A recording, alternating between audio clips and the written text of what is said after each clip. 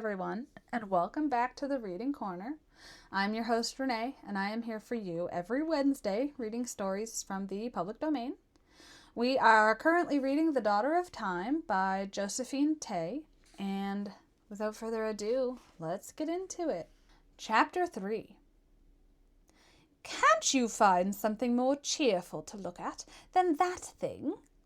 the midget asked next morning, referring to the Richard portrait which Grant had propped up against the pile of books on his bedside table. "You don't find it an interesting face?" "Interesting? It gives me the willies. A proper dismal Desmond."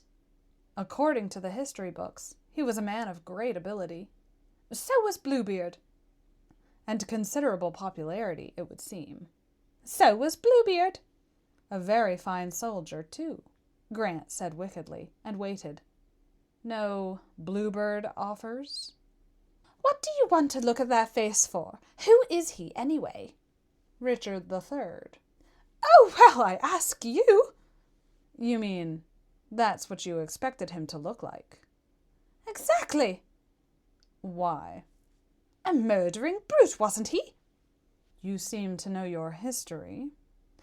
"Everyone knows that. Did away with his 2 little nephews, poor brats. Had them smothered." "Smothered?" said Grant, interested. "I didn't know that." "Smothered with pillows." She banged his own pillows with a fragile, vigorous fist, and replaced them with speed and precision. "Why smothering? Why not poison?" Grant inquired. "Well, don't ask me. I didn't arrange it." "Who said they were smothered?" "My history book at school said it." "Yes, but whom was the history book quoting?" "Quoting? It wasn't quoting anything. It was just giving facts." "Who smothered them? Did it say?" "A man called Tyrrell. Didn't you do any history at school?" "I attended history lessons. It is not the same thing. Who was Tyrrell?" "I haven't the remotest. A friend of Richard's." "How did anyone know it was Tyrrell?"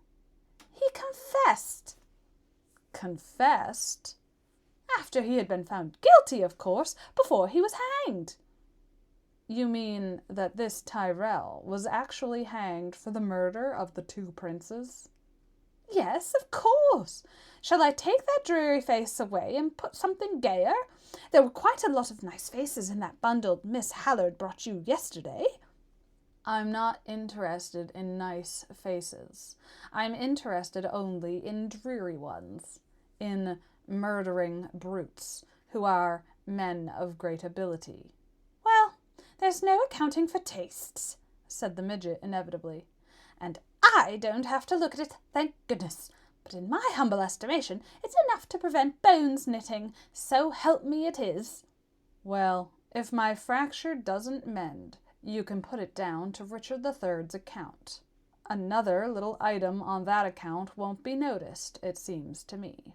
He must ask Marta, when next she looked in, if she too knew about this Tyrrell. Her general knowledge was not very great, but she had been educated pretty expensively at a highly approved school, and perhaps some of it had stuck. But the first visitor to penetrate from the outside world proved to be Sergeant Williams, large and pink and scrubbed-looking. And for a little, Grant forgot about battles long ago and considered wide boys alive today. Williams sat planted on the small hard visitor's chair, his knees apart and his pale blue eyes blinking like a contented cat's in the light from the window. And Grant regarded him with affection. It was pleasant to talk shop again, to use that elliptical, elusive speech that one uses only with another of one's trade. It was pleasant to hear the professional gossip, to talk professional politics, to learn who was on the mat and who was on the skids. "The super sends his regards," William said as he got up to go, "and said if there was anything he could do for you, to let him know." His eyes, no longer dazzled by the light, went to the photograph propped against the books. He leaned his head sideways at it. "Who's the bloke?"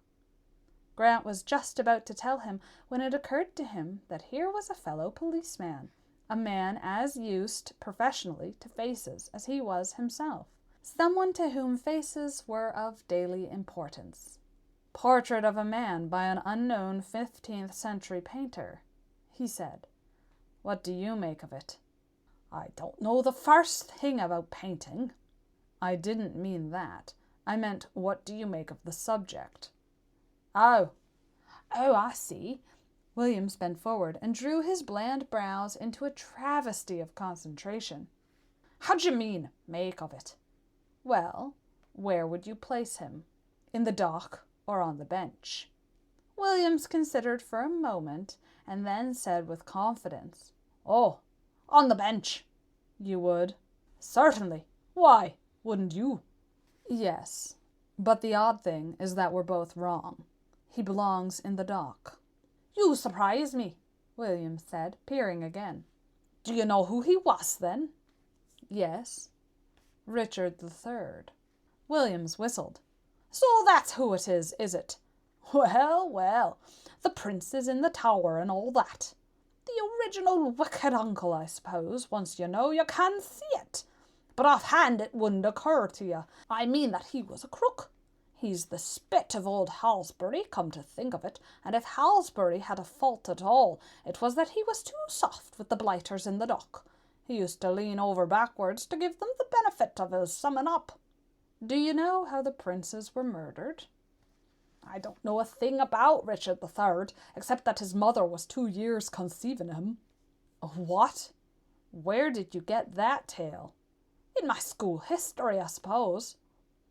You must have gone to a very remarkable school. Conception was not mentioned in any history book of mine. That is what made Shakespeare and the Bible so refreshing as lessons. The facts of life were always turning up. Did you ever hear of a man called Tyrrell? Yes, he was a con man on the P&O boats, drowned in the Egypt. No, I mean in history. I tell you, I never knew any history except 1066 and 1603. What happened in 1603? Grant asked, his mind still on Tyrrell. We had the Scots tied to our tails for good. Better than having them at our throats every 5 minutes. Tyrrell is said to be the man who put the boys out of the way. The nephews? No, it doesn't ring a bell. Well, I must be getting along. Anything I can do for you? Did you say you were going to Charing Cross Road? To the Phoenix, yes. You could do something for me. What is it? Go into one of the bookshops and buy me a history of England, an adult one, and a life of Richard III, if you can find one. Sure, I'll do that. As he was going out, he encountered the Amazon and looked startled to find anything as large as himself in a nurse's uniform. He murmured a good morning in an abashed way, cast a questioning glance at Grant, and faded into the corridor. The Amazon said that she was supposed to be giving number 4 her blanket bath, but that she had to look in to see if he was convinced. Convinced? About the nobility of Richard Coeur de Lion. I haven't got round to Richard I yet, but keep number 4 waiting a few moments longer, and tell me what you know about Richard III. Ah, those poor lambs, she said, her great cow eyes soft with pity. Who? Those 2 precious little boys. It used to be my nightmare when I was a kiddie that someone would come and put a pillow over my face when I was asleep. Is that how it was done? The murder? Oh, yes. Didn't you know? Sir James Tyrrell rode back to London when the court was at Warwick and told Dighton and Forrest to kill them, and then they buried them at the foot of some stairs under a great mound of stones. But it doesn't say that in the books you lent me. Oh, that book is just history for exams, if you know what I mean.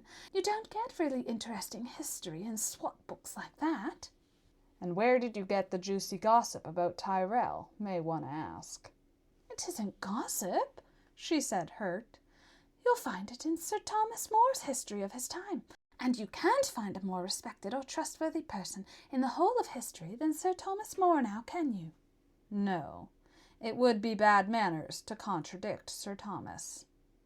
Well, that's what Sir Thomas says, and after all, he was alive then, and knew all those people to talk to. Dighton and Forest? No, of course not, but Richard and the poor Queen and those. The Queen? Richard's Queen? Yes. Why poor? He led her an awful life. They say he poisoned her. He wanted to marry his niece. Why? Because she was the heir to the throne. I see. He got rid of the two boys and then wanted to marry their eldest sister. Yes, he couldn't marry either of the boys, you see. No. I suppose even Richard III never thought of that one. So he wanted to marry Elizabeth so as to feel safer on the throne. Actually, of course, she married his successor. She was Queen Elizabeth's grandmother. It always used to please me that Elizabeth was a little bit Plantagenet. I never was very fond of the Tudor side. Now I must go, or Matron will be here on her rounds before I have number 4 tidied up. That would be the end of the world. It would be the end of me, she said, and went away. Grant took the book she had lent him off the pile again and tried to make head or tails of the War of the Roses. He failed. Armies marched and countermarched. York and Lancaster succeeded each other as victors in a bewildering repetition. It was as meaningless as watching a crowd of dodgem cars bumping and whirling at a fair. But it seemed to him that the whole trouble was implicit, the germ of it sown nearly 100 years earlier, when the direct line was broken by the deposition of Richard II. He knew all about that because he had in his youth seen Richard of Bordeaux at the New Theatre. 4 times he had seen it. For 3 generations the usurping Lancasters had ruled England. Richard of Bordeaux's Henry, unhappily but with fair efficiency, Shakespeare's Prince Hal with Agincourt for glory and the stake for zeal, and his son in half-witted muddle and failure. It was no wonder if men hankered after the legitimate line again, as they watched poor Henry VI's inept friends frittering away the victories in France, while Henry nursed his new foundation of Eton, and besought the ladies at court to cover up their bosoms. All 3 Lancasters had had an unlovely fanaticism, which contrasted sharply with the liberalism of the court, which had died with Richard II. Richard's live and let live methods had given place, almost overnight, to the burning of heretics. For 3 generations heretics had burned. It was no wonder if a less public fire of discontent had begun to smoulder in the heart of the man in the street. Especially since there, before their eyes, was the Duke of York. Able, sensible, influential, gifted, a great prince in his own right, and by blood the heir of Richard II. They might not desire that York should take the place of poor silly Henry, but they did wish that he would take over the running of the country and clean up the mess. York tried it, and died in battle for his pains, and his family spent much time in exile or sanctuary as a result. But when the tumult and the shouting was all over, there on the throne of England was the son who had fought alongside him in that struggle, and the country settled back happily under that tall, flaxen, wenching, exceedingly beautiful but most remarkably shrewd young man, Edward IV. And that was as near as Grant would ever come to understanding the War of the Roses. He looked up from his book to find Matron standing in the middle of the room. "I did knock," she said, "but you were lost in your book." She stood there slender and remote, as elegant in her way as Martha was. Her white cuffed hands clasped loosely in front of her narrow waist, her white veil spreading itself in imperishable dignity, her only ornament the small silver badge of her diploma. Grant wondered if there was anywhere in the world a more unshakable poise than that achieved by the matron of a great hospital. "I've taken to history," he said, rather late in the day. "An admirable choice," she said. "It puts things in perspective." Her eyes lighted on the portrait, and she said, "Are you York or Lancaster." "Oh, so you recognize the portrait?" "Oh, yes. When I was a probationer, I used to spend a lot of time in the National. I had very little money and very sore feet, and it was warm in the gallery and quiet, and it had plenty of seats." She smiled a very little, looking back from her present consequence to that young, tired, earnest creature that she had been. "I liked the portrait gallery best because it gave one the same sense of proportion that reading history does. All those importances who had made such a to-do over so much in their day, all just names, just canvas and paint. I saw a lot of that portrait in those days." Her attention went back to the picture. "A most unhappy creature," she said. "My surgeon thinks it's poliomyelitis." "Polio?" She considered it. "Perhaps. I hadn't thought of it before, but to me it has always seemed to be in dense unhappiness. It is the most desperately unhappy face that I have ever encountered, and I have encountered a great many." "You think it was painted later than the murder, then?" "Oh, yes, obviously. He is not a type that would do anything lightly. A man of that caliber. He must have been well aware of how heinous the crime was." "You think he belonged to the type who can't live with themselves anymore?"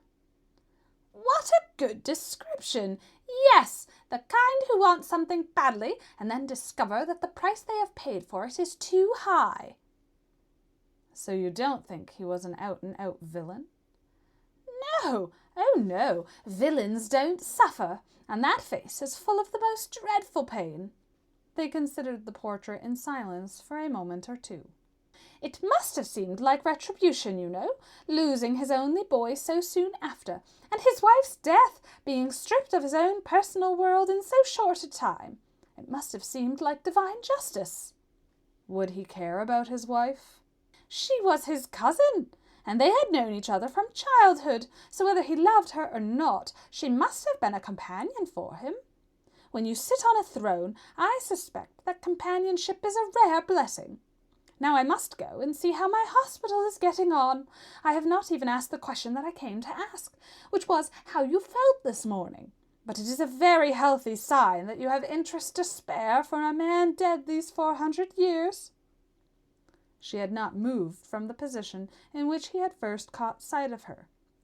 Now she smiled her faint, withdrawn smile, and with her hands still clasped lightly in front of her belt buckle, moved toward the door.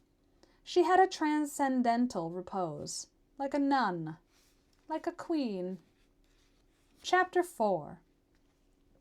It was after luncheon before Sergeant Williams reappeared, breathless, bearing 2 fat volumes. "You should have left them with the porter," Grant said. "I didn't mean you to come sweating up here with them." "I had to come up and explain. I had only time to go to one shop, but it's the biggest in the street. That's the best history of England they have in stock. It's the best there is anywhere, they say." He laid down a severe-looking sage-green tome, with an air of taking no responsibility for it. "They had no separate history of Richard III. I mean, no life for him, but they gave me this." This was a gay affair, with a coat of arms on the wrapper. It was called The Rose of Raby. "What is this?" "She was his mother, it seems. The Rose in question, I mean.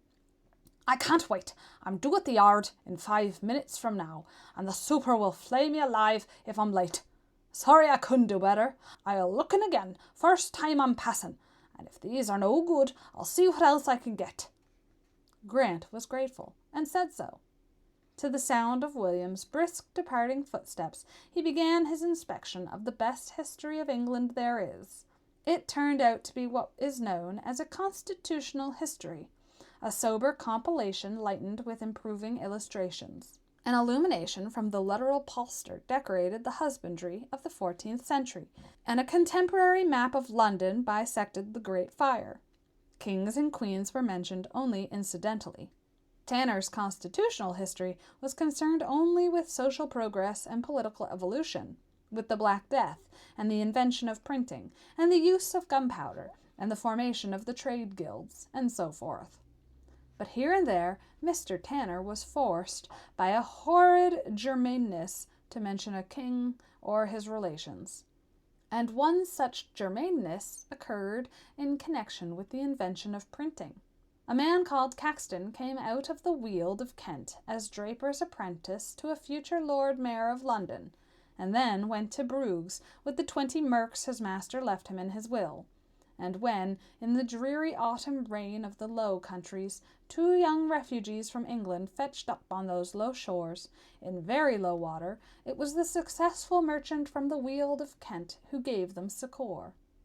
The refugees were Edward IV and his brother Richard, and when, in the turn of the wheel, Edward came back to rule England, Caxton came too, and the first books printed in England were printed for Edward IV, and written by Edward's brother-in-law. He turned the pages and marveled how dull information is deprived of personality. The sorrows of humanity are no one's sorrows, as newspaper readers long ago found out. A frisson of horror may go down one's spine at wholesale destruction, but one's heart stays unmoved. 1,000 people drowned in floods in China are news. A solitary child drowned in a pond is a tragedy. So Mr. Tanner's account of the progress of the English race was admirable but unexciting. But here and there, where he could not avoid the personal, his narrative flowered into a more immediate interest. In extracts from the Pastons' letters, for instance. The Pastons had a habit of sandwiching scraps of history between orders for salad oil and inquiries as to how Clement was doing at Cambridge, and between 2 of those domesticies appeared the small item that the 2 little York boys, George and Richard, were living in the Pastons' London lodgings, and that their brother Edward came every day to see them. Surely, thought Grant, dropping the book for a moment on the counterpane and staring up at the now invisible ceiling, surely never before can anyone have come to the throne of England with so personal an experience of the ordinary man's life as Edward IV and his brother Richard, and perhaps only Charles II after them. And Charles, even in poverty and flight, had always been a king's son, a man apart. The 2 little boys who were living in the Pastons' lodgings were merely the babies of the York family, of no particular importance at the best of times, and at the moment when the Paston letter was written without a home and possibly without a future. Grant reached for the Amazon's history book to find out what Edward was about in London at that date, and learned that he was collecting an army. London was always Yorkist in temper, and men flocked with enthusiasm to the banner of the youthful Edward, said the history book. And yet young Edward, aged 18, idol of a capital city, and on the way to the first of his victories, found time to come every day to see his small brothers. Was it now, Grant wondered, that the remarkable devotion of Richard to his elder brother was born? An unwavering, lifelong devotion that the history books not only did not deny, but actually used in order to point the moral. Up to the moment of his brother's death, Richard had been in all vicissitudes his loyal and faithful helpmeet, but the opportunity of a crown proved too much for him. Or, in the simpler words of the historical reader, he had been a good brother to Edward, but when he saw that he might become king, greed hardened his heart. Grant took a sideways look at the portrait and decided that the historical reader was off the beam. Whatever had hardened Richard's heart to the point of murder had not been greed. Or did the historical reader mean greed for power? Probably. But surely Richard must have had all the power that mortal man could wish. He was the king's brother, and rich. Was that short step further so important that he could murder his brother's children to achieve it? It was an odd setup altogether. He was still mulling it over in his mind when Mrs. Tinker came in with fresh pajamas for him and her daily précis of the newspaper headlines. Mrs. Tinker never read past the 3rd headline of a report unless it happened to be a murder, in which case she read every word and bought an evening paper for herself on the way home to cook Tinker's supper. Today, the gentle burble of her comment on a Yorkshire arsenic and exhumation case flowed over him unbroken until she caught sight of the morning paper lying in its virgin condition alongside the books on the table. This brought her to a sudden halt. "You're not feeling so good today?" she asked in a concerned way. "I'm fine, Tink, fine. Why?" "You haven't as much as opened your paper. That's how me sister's Jill started her decline, not taking no notice of what was in the paper." "Don't you worry. I'm on the upgrade. Even my temper has improved. I forgot about the paper because I've been reading history stories. Ever heard of the princes in the tower?" "Everyone's heard about the princes in the tower." "And do you know how they met their end?" "Course I do. He put a pillow on their faces when they was asleep." "Who did?"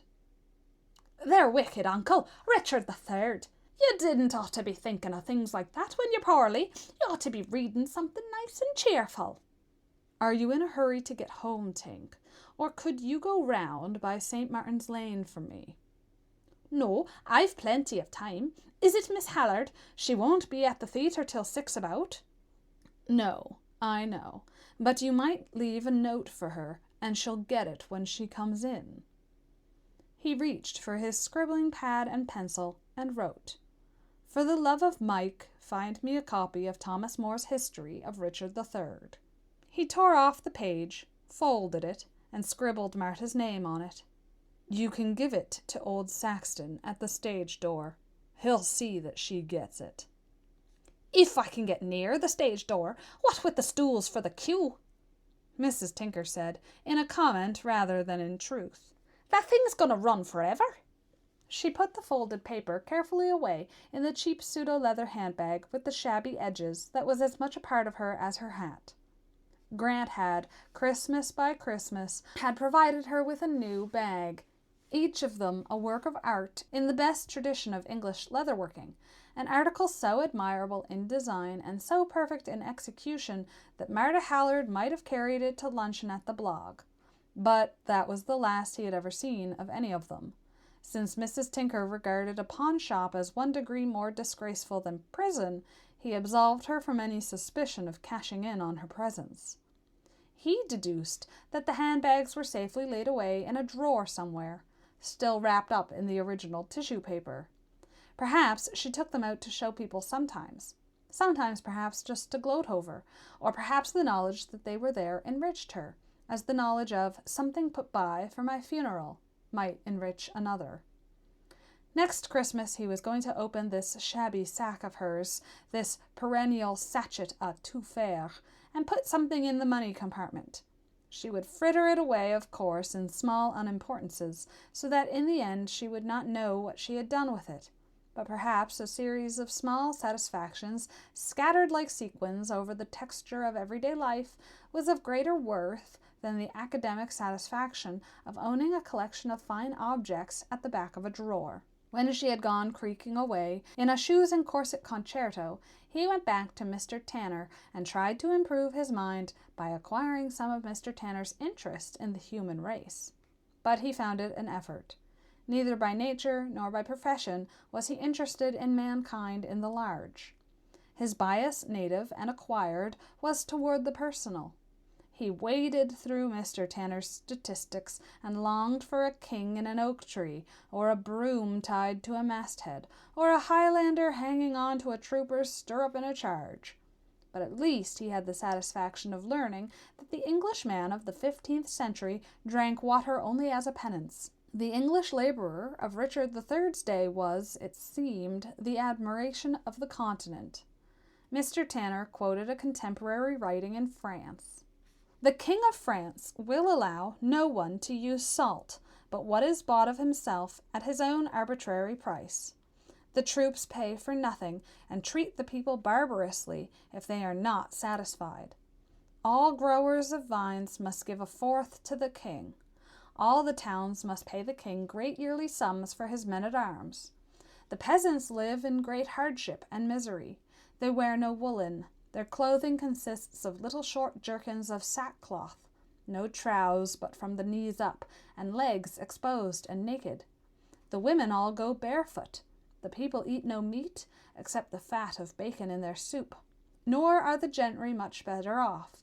If an accusation is brought against them, they are examined in private, and perhaps never more heard of. In England it is very different. No one can abide in another man's house without his leave. The king cannot put on taxes, nor alter the laws, nor make new ones. The English never drink water except for penance. They eat all sorts of flesh and fish. They are clothed throughout in good woolens, and are provided with all sorts of household goods. An Englishman cannot be sued except before the ordinary judge. And it seemed to Grant that if you were very hard up, and wanted to go to see what your Lizzie's firstborn looked like, it must have been reassuring to know that there was shelter and a handout at every religious house, instead of wondering how you were going to raise the train fare. That green England he had fallen asleep with last night had a lot to be said for it. He thumbed through the pages on the 15th century, looking for personal items, for individual reports that might, in their single vividness, illuminate the scene for him as a spot lights the desired part of a stage. But the story was distressingly devoted to the general. According to Mr. Tanner, Richard III's only parliament was the most liberal and progressive within record, and he regretted, did the worthy Mr. Tanner, that his private crimes should have militated against his patent desire for the common weal, and that seemed to be all that Mr. Tanner had to say about Richard III. Except for the Pastons, chatting indestructibly through the centuries, there was a dearth of human beings in this record of humanity. He let the book slide off his chest and searched with his hand until he found The Rose of Rabbie. Chapter 5. The Rose of Rabbie proved to be fiction, but it was at least easier to hold than Tanner's Constitutional History of England. It was, moreover, the almost respectable form of historical fiction which is merely history with conversation, so to speak. An imaginative biography rather than an imagined story. Evelyn Payne Ellis, whoever she might be, had provided portraits and a family tree, and had made no attempt, it seemed, to what he and his cousin Laura used to call in their childhood, right forsoothly. There were no by our ladies, no Nathlesses or varlets. It was an honest affair, according to its lights. And its lights were more illuminating than Mr. Tanner. Much more illuminating. It was Grant's belief that if you could not find out about a man, the next best way to arrive at an estimate of him was to find out about his mother. So, until Martha could provide him with the sainted and infallible Thomas More's personal account of Richard, he would make do very happily with Cecily Neville, Duchess of York. He glanced at the family tree, and thought that if the two York brothers, Edward and Richard, were, as kings, unique in their experience of ordinary life, they were no less unique in their Englishness. He looked at their breeding and marvelled. Neville, Fitzalan, Percy, Holland, Mortimer, Clifford, and Audley, as well as Plantagenet. Queen Elizabeth, who made it her boast, was all English, if one counted the Welsh streak as English. But among all the half-bred monarchs who had graced the throne between the Conquest and Farmer George, half French, half Spanish, half Danish, half Dutch, half Portuguese, Edward IV and Richard III were remarkable in their homebred quality. They were also, he noted, as royally bred on their mother's side as on their father's. Cicely Neville's grandfather was John of Gaunt, the first of the Lancasters, third son of Edward III. Her husband's two grandfathers were two other sons of Edward III. So 3 of Edward III's 5 sons had contributed to the making of the 2 York brothers. To be a Neville, said Miss Payne Ellis, was to be of some importance, since they were great landowners. To be a Neville was almost certainly to be handsome, since they were a good-looking family. To be a Neville was to have personality, since they excelled in displays of both character and temperament. To unite all three Neville gifts in their finest quality in one person was the good fortune of Cicely Neville, who was the sole rose of the North long before that North was forced to choose between white roses and red. It was Miss Payne Ellis's contention that the marriage with Richard Plantagenet, Duke of York, was a love match. Grant received this theory with a skepticism bordering on scorn until he noticed the results of that marriage. To have a yearly addition to the family was not, in the 15th century, evidence of anything but fertility, and the long family produced by Cicely Neville to her charming husband argued nothing nearer love than cohabitation. But in a time when the wife's role was to stay meekly at home and see to her still room, Cicely Neville's constant travellings about in her husband's company were surely remarkable enough to suggest an abnormal pleasure in that company. The extent and constancy of that travel was witnessed to by the birthplaces of her children. Anne, her first, was born at Fotheringhay, the family home in Northamptonshire. Henry, who died as a baby, at Hatfield. Edward at Rouen, where the Duke was on active service. Edmund and Elizabeth also at Rouen. Margaret at Fotheringhay. John, who died young, at Neath in Wales.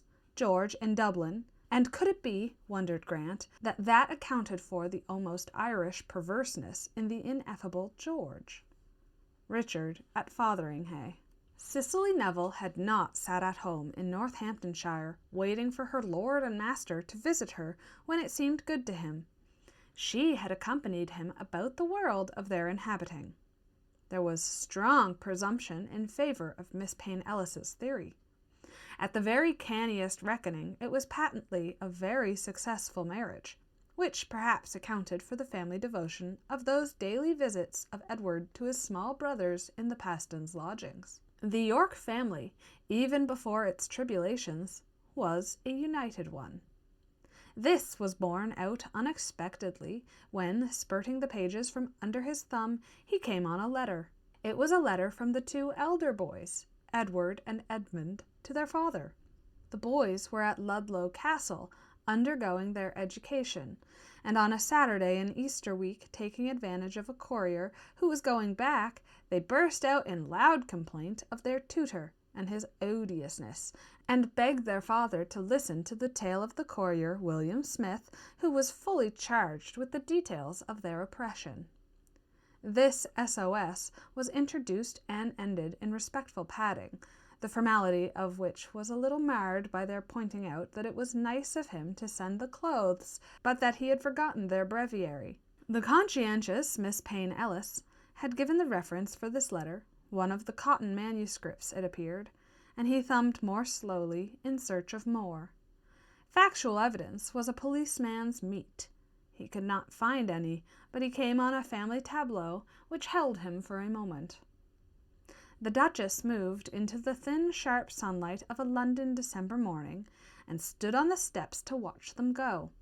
Her husband, her brother, and her son. Dirk and his nephews brought the horses into the courtyard, scattering the pigeons and the fussing sparrows from the cobbles. She watched her husband mount, equable and deliberate as always, and thought that for all the emotion he showed, he might be riding down to Fotheringhay to look at some new rams. Salisbury, her brother, was being Neville and temperamental, a little conscious of the occasion and living up to it. She looked at them both and smiled in her mind at them, but it was Edmund who caught at her heart. Edmund, at 17, very slender, very untried, very vulnerable, flushed with pride and excitement at this setting out to his first campaigning. She wanted to say to her husband, "Take care of Edmund," but she could not do that. Her husband would not understand, and Edmund, if he were to suspect, would be furious. If Edward, only a year older, was commanding an army of his own on the borders of Wales at this very minute, then he, Edmund, was more than old enough to see war at first hand. She glanced behind her at the 3 younger children who had come out in her wake, Margaret and George, the 2 solid fair ones, and behind them, a pace in the rear as always, her changeling baby Richard, his dark brows and brown hair making him look like a visitor. Good-naturedly untidy Margaret watched with all the moist-eyed emotion of 14. George in a passionate envy and wild rebellion that he was only 11 and of no consequence in this martial moment. Thin little Richard showed no excitement at all, but his mother thought that he vibrated like a softly tapped drum.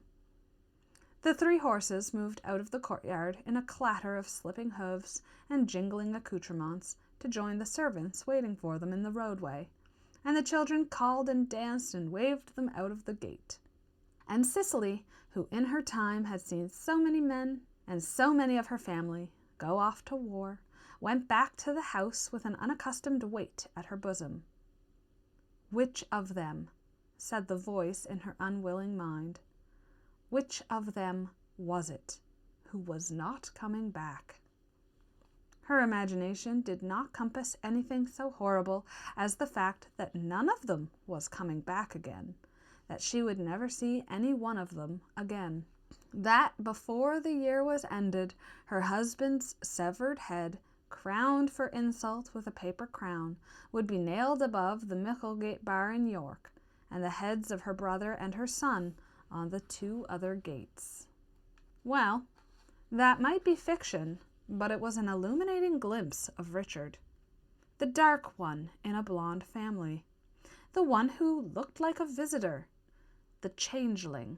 He abandoned Cicely Neville for the moment and went hunting through the book for her son Richard. But Miss Payne Ellis seemed not to be greatly interested in Richard. He was merely the tail end of the family. The magnificent young creature who flourished at the other end was more to her taste. Edward was much to the fore, with his Neville cousin Warwick, Salisbury's son. He won the Battle of Towton, and with the memory of Lancastrian ferocity still fresh, and his father's head still nailed to the Micklegate bar, gave evidence of that tolerance that was to be characteristic of him. There was quarter at Towton for all who asked. He was crowned King of England in Westminster Abbey, and 2 small boys, home from exile in Utrecht, were created respectively Duke of Clarence and Duke of Gloucester. And he buried his father and his brother Edmund with great magnificence in the church at Fotheringhay, though it was Richard, aged 13, who convoyed that sad procession from Yorkshire through the bright glory of 5 July days to Northamptonshire, nearly 6 years after he had stood on the steps of Baynard's Castle in London to watch them ride away. It was not until Edward had been king for some time that Miss Payne Ellis allowed Richard to come back into the story. He was then being educated with his Neville cousins at Middleham in Yorkshire. As Richard rode into the shadow of the keep, out of the broad sunlight and flying winds of Wensleydale, it seemed to him that there was an atmosphere of strangeness about the place. The guards were talking in loud excitement in the gatehouse and seemed abashed at his presence. From their sudden silence he rode on into a silent court that should have been bustling with activity at this hour of the day. It would soon be supper time, and both habit and hunger brought all the inhabitants of Middleham home from their various occupations, as they were bringing him back from his hawking, for the evening meal. This hush, this desertion, was unusual. He walked his horse to the stables, but there was no one there to give it to. As he unsaddled, he noticed a hard-ridden bay in the next stall, a horse that did not belong to Middleham, a horse so tired that he had not eaten up, and his head hung in a despondent, beaten way between his knees. Richard wiped his horse down and rugged him, brought him some hay and fresh water, and left him, wondering about that beaten horse and the uncanny silence. As he paused in the doorway, he could hear voices in the distance of the great hall, and debated whether he should go there and investigate before going upstairs to his own quarters. As he hesitated, a voice from the stairs above him said, "Zzzt." He looked up to see his cousin Anne's head peering over the banisters, her two long fair plaits hanging down like bell ropes. "Richard," she said, half whispering. "have you heard?" "Is something wrong?" he asked. "What is it?" As he moved up to her, she grabbed his hand and dragged him upwards toward their schoolroom in the roof. "But what is it?"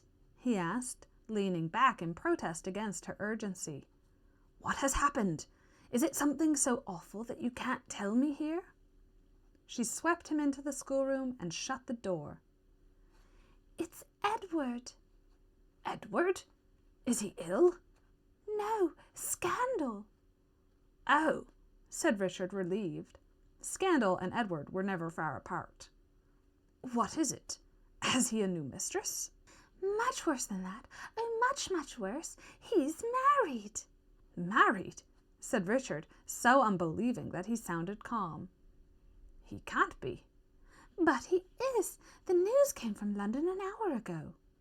"He can't be married," Richard insisted. "For a king, marriage is a long affair, a matter of contracts and agreements, a matter for Parliament even, I think. What made you think he got married?" "I don't think," Anne said, out of patience at this sober reception of her broadside. "The whole family is raging together in the great hall over the affair." "Anne, have you been listening at the door?" "Oh, don't be so righteous. I didn't have to listen very hard anyhow. You could hear them on the other side of the river. He has married Lady Grey." "Who is Lady Grey? Lady Grey of Groby?"